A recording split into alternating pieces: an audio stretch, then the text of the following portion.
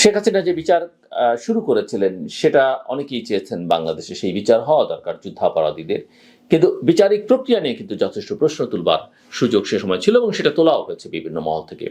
তাই এই বিচার নিয়েও প্রশ্ন ওঠা স্বাভাবিক, কারণ কাঠামোটা একই রকম থেকে গেছে।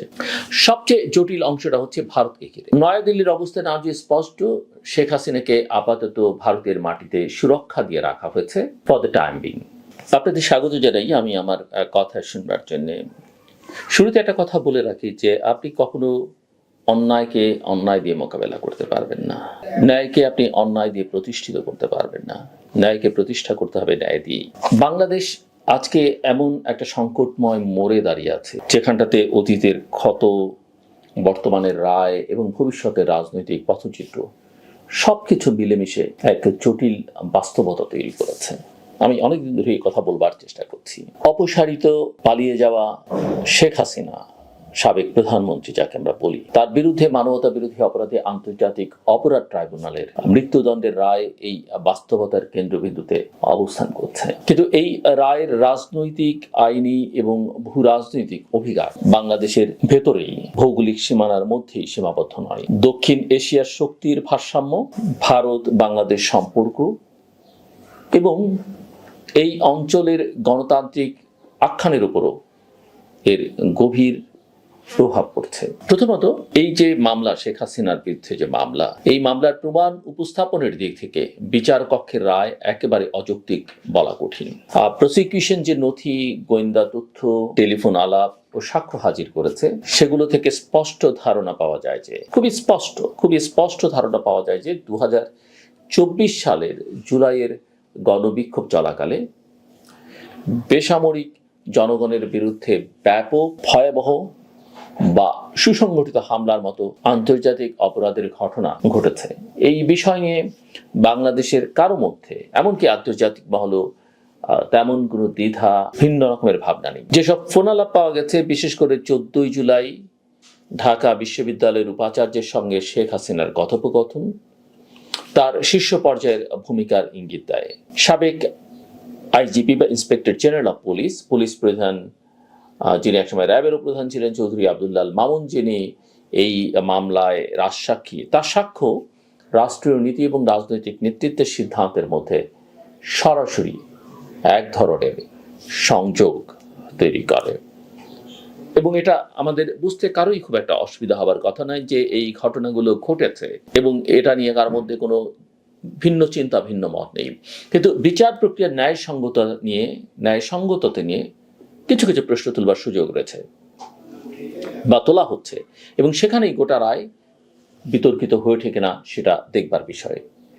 শেখ হাসিনা এবং সাবেক স্বরাষ্ট্রমন্ত্রী আসাদুজ্জামান খান কামালের অনুপস্থিতিতে বিচার এবং পৃথিবী জুড়েই ইন অ্যাবসেন্সিয়া বিচার, সেটা যতই আইনগতভাবে অনুমোদিত হোক না কেন, আন্তর্জাতিক মানদণ্ডের দিক থেকে অনেক সীমাবদ্ধতা বহন করে। এটা কিন্তু আমাদের মাথায় রাখতে হবে। এবং মামলার কিন্তু এই রায় শেষ নয়, এটা অনেক দূর পর্যন্ত যাবে এবং সর্বোচ্চ আদালত পর্যন্ত যাবে, সেটা যেন আমাদের মাথায় থাকে। এবং নিয়োজিত আইনজীবীর আন্তর্জাতিক অপরাধ বিষয়ক যে অভিজ্ঞতার ঘাটতি, শেখ হাসিনা বা এই মামলায় যারা অভিযুক্ত তাদের নিজস্ব কোনো আইনজীবী ছিল না, রাষ্ট্র তাদের পক্ষে আইনজীবী ঠিক করে দিয়েছিল, এবং তাদের যে আন্তর্জাতিক অপরাধ বিষয়ক অভিজ্ঞতার ঘাটতি, একই সঙ্গে দুজন আসামিকে প্রতিনিধিত্ব করবার যে প্রাকৃতিক স্বার্থ সংঘাত, মাত্র 5 সপ্তাহের প্রস্তুতির সুযোগ, সব মিলিয়ে প্রতিরক্ষার কার্যকারিতা ছিল শুরু থেকেই অসামঞ্জস্যপূর্ণ। এই দায় অবশ্য আমরা সরকারকে দিতে পারি না, রাষ্ট্রকেও দিতে পারি না, এই দায় আসামি পক্ষের মানে আসামিদেরও, কারণ তারা সাহস করেননি কোনো আইনজীবী দিতে বা দেননি, আবার তাদের পক্ষেও কেউ আইনজীবী হতে সাহস করেননি। সো আমি যেটা বলতে চাইছিলাম যে এই ধরনের জটিল মামলায় একজন অভিজ্ঞ আন্তর্জাতিক অপরাধ আইনজীবীর প্রয়োজন ছিল, কিন্তু আদালত যে কাঠামো তৈরি করেছে তা প্রতিরক্ষার জন্য কার্যত অনুকূল একটা পরিবেশ তৈরি করতে পারেনি, এবং এটা বিভিন্ন মহল থেকে, বিভিন্ন পক্ষ থেকে বলা হচ্ছে। এর ফলে প্রমাণের একটা শক্তি সত্ত্বেও পর্যালোচনায় বিচারকে ন্যায্য ও স্বচ্ছ বলা একটু কঠিন হয়ে দাঁড়াতে পারে। অনেক ক্ষেত্রেই মনে হয়েছে যে প্রতিরক্ষা বা ডিফেন্ডিং সাইড দুর্বল হওয়ায় বিচারকরা কার্যত প্রসিকিউশনের বয়ানে গ্রহণ করেছেন। এটি সেই একই ধরনের ত্রুটি যা 2013 সালে আবুল কালাম আজাদের অনুপস্থিতিতে অনুষ্ঠিত বিচারের ক্ষেত্রেও দেখা গিয়েছিল। আপনাদের স্মরণ থাকবার কথা, সেই মামলার কথা, সেই সময়টার কথা এবং সেই সময়ের রাজনৈতিক পরিস্থিতি, বিচারিক প্রক্রিয়া, সরকারের ভূমিকা সবটাই আপনাদের স্মরণ থাকবার কথা। বাংলাদেশের অভ্যন্তরীণ রাজনীতি এবং ক্ষমতার পালা বদল বিবেচনায় নিলে এই বিচার আরো গভীর রাজনৈতিক অর্থ বহন করে, অত্যন্ত গভীর একটা রাজনৈতিক অর্থ বহন করে। শেখ হাসিনার শাসন, বিশেষ করে 2014 সালের পর থেকে, সেই এক পেশে নির্বাচনের পর থেকে একটি ক্রমবর্ধমান কর্তৃত্ববাদী কাঠামোর দিকে গিয়েছে, যেখানে বিরোধী দল দমন, মানবাধিকার লঙ্ঘন, রাজনৈতিক প্রতিশোধ এবং রাষ্ট্রীয় সংস্থাগুলো, বিভিন্ন এজেন্সিগুলোর অপব্যবহার ছিল বাস্তবতার অংশ। 2024 সালের গণ অভ্যুত্থান ছিল এই জমে থাকা অস্থিরতার বিস্ফোরণটি এমনই শক্তিশালী ছিল যে একসময় দেশ শাসনকারী শেখ হাসিনাকে পালিয়ে গিয়ে আশ্রয় নিতে হয় প্রতিবেশী ভারতে। এবং আমরা বাংলাদেশ ভারত সম্পর্কের কথা জানি, ভারতের যে একচেটিয়া সমর্থন শেখ হাসিনা সরকারের প্রতি, সেগুলোর কথা জানি আমরা। এই প্রেক্ষাপটে ডন পত্রিকার একটা মন্তব্য, বহুল প্রচারিত পরিচিত ডন পত্রিকা পাকিস্তানের, যে Sheikh Hasina has become a victim of the very institutions she created. একটা অস্বস্তিকর বাস্তবতা তুলে ধরেছে যে আন্তর্জাতিক অপরাধ ট্রাইব্যুনাল তিনি তৈরি করেছিলেন রাজনৈতিক প্রতিপক্ষকে বিচারের মুখোমুখি করবার জন্য, আজ সেই একই কাঠামো তার বিরুদ্ধে মৃত্যুদণ্ড ঘোষণা করেছে। শেখ হাসিনা যে বিচার শুরু করেছিলেন সেটা অনেকেই চেয়েছেন বাংলাদেশে সেই বিচার হওয়া দরকার যুদ্ধাপরাধীদের, কিন্তু বিচারিক প্রক্রিয়া নিয়ে কিন্তু যথেষ্ট প্রশ্ন তুলবার সুযোগ সে সময় ছিল এবং সেটা তোলাও হয়েছে বিভিন্ন মহল থেকে। তাই এই বিচার নিয়েও প্রশ্ন ওঠা স্বাভাবিক, কারণ কাঠামোটা একই রকম থেকে গেছে। সবচেয়ে জটিল অংশটা হচ্ছে ভারতকে ঘিরে। নয়াদিল্লির অবস্থান আজ স্পষ্ট, শেখ হাসিনাকে আপাতত ভারতের মাটিতে সুরক্ষা দিয়ে রাখা হয়েছে ফর দ্য টাইম বিং। এটা রাজনৈতিক আশ্রয় নয়, বরং একটি সীমিত সময়ের মানবিক বিবেচনা। ভারতীয় ভাষায়, ভারতীয় কর্তৃপক্ষের বক্তব্য অনুযায়ী বাংলাদেশ আনুষ্ঠানিকভাবে নোট ভার্বাল পাঠালেও ভারত প্রায় 1 বছর ধরে নীরব থেকেছে এবং এই বিচারের পরেও বাংলাদেশ তাকে ফেরত পেয়েছে। এখন প্রশ্ন হচ্ছে যে একজন দণ্ডিত আসামিকে কেন ভারত আশ্রয় দিয়ে রেখেছে। এই প্রশ্নে আন্তর্জাতিক চাপ আরো বাড়বে আগামী দিনগুলোতে, সেটা বলা বাহুল্য। কারণ আগে রাখা আর এখনকার রাখার মধ্যে একটা বড় পার্থক্য, যে ইতিমধ্যেই তিনি দণ্ডিত হয়েছেন, কিন্তু আমাদের প্রতিবেশী ভারত তাকে ফেরত দিবে এমন ইঙ্গিত কিন্তু এখন পর্যন্ত পাওয়া যাচ্ছে না। কারণ ভারত বাংলাদেশ প্রত্যার্পণ চুক্তিতে, বন্দি বিনিময় যে চুক্তি, এমন কিছু ধারাই আছে যা দিল্লির হাতে বড় ধরনের রাজনৈতিক ছাড়পত্র দেয়। সবচেয়ে উল্লেখযোগ্য এখানে যেটা আছে সেটা হলো যে পলিটিক্যাল অফেন্স এক্সেপশন ধারা, যার মাধ্যমে ভারত বলতে পারে যে অভিযোগগুলো নিছক রাজনৈতিক, উদ্দেশ্যমূলক, ন্যায় বিচারের স্বার্থে আনা হয়নি, অথবা তা সামরিক রাষ্ট্রীয় সিদ্ধান্তের পরিধিতে পড়ে। দিল্লির কৌশলগত স্বার্থ এখানে একটা বড় ভূমিকা রাখছে। ভারত এখনো শেখ হাসিনাকে পশ্চিমবঙ্গ, আসাম, দিল্লি বা দক্ষিণ ভারতের কোথাও নিরাপদে রাখছে, কারণ তাকে হস্তান্তর করলে বাংলাদেশে যে অস্থিরতা তৈরি হতে পারে তার দায় তারা নিতে চায় না।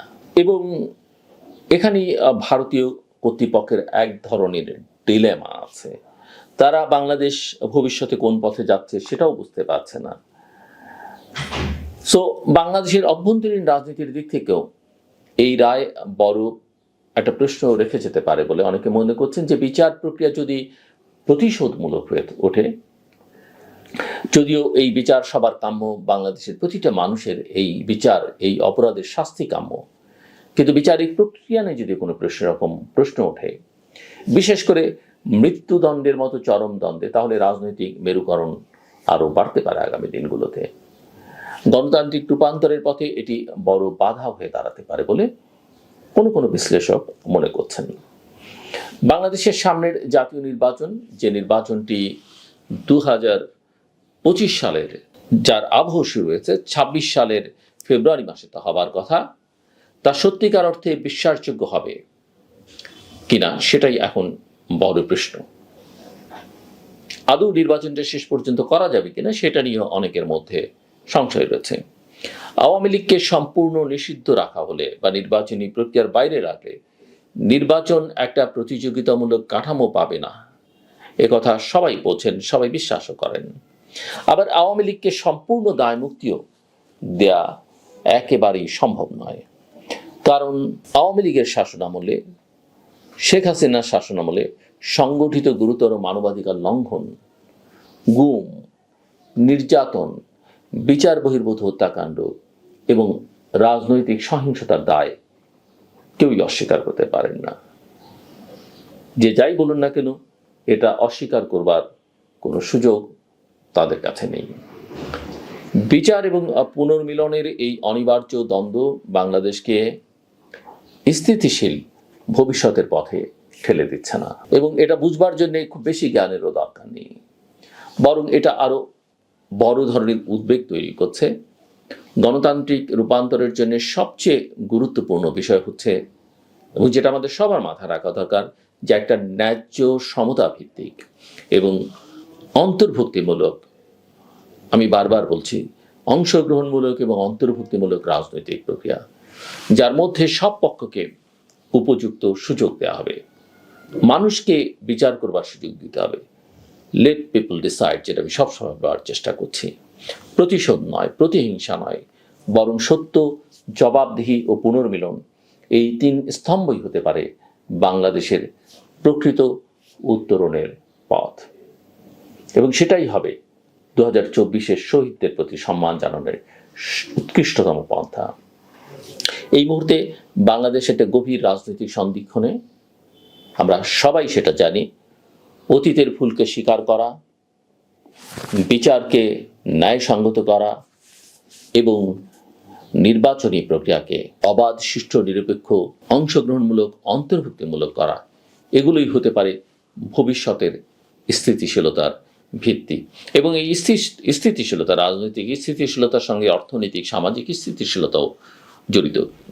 শেখ হাসিনার বিরুদ্ধে রায়, ভারতের ভূমিকায় দ্বন্দ্ব এবং বাংলাদেশের অভ্যন্তরীণ বিচার, রাজনীতি, সবকিছু মিলিয়ে দেশ যে এক কঠিন পথের উপর দাঁড়িয়ে আছে তা অস্বীকার করবার উপায় নেই, একেবারেই উপায় নেই। এখন সময় এসছে প্রতিশোধ নয়, দায়বদ্ধতা, ন্যায়, গণতন্ত্র এবং পুনর্মিলনকে অগ্রাধিকার দেবার। কারণ যে রাষ্ট্র ক্রমাগত প্রতিহিংসায় বন্দী থাকে, সে রাষ্ট্র কখনোই স্থায়ী শান্তি অর্জন করতে পারে না। আমরা আমাদের ব্যক্তিগত জীবনেও সেটা দেখি। যদি আমাদেরকে হিংসা আচ্ছন্ন করে ফেলে, অন্যের অগ্রগতি অর্জন দেখে আমরা হিংসায় আবদ্ধ থাকি, আমরা অন্যের বিরুদ্ধে প্রতিশোধে ব্যস্ত থাকি, তাহলে আসলে আমরা কখনোই নিজেদেরকে একটা শক্ত ভিতের উপর দাঁড় করাতে পারবো না, কখনোই আমরা শান্তিতে থাকতে পারবো না। আমার কথা শুনবার জন্য আপনাদের অসংখ্য ধন্যবাদ, আপনাদের সবার জন্য শুভকামনা।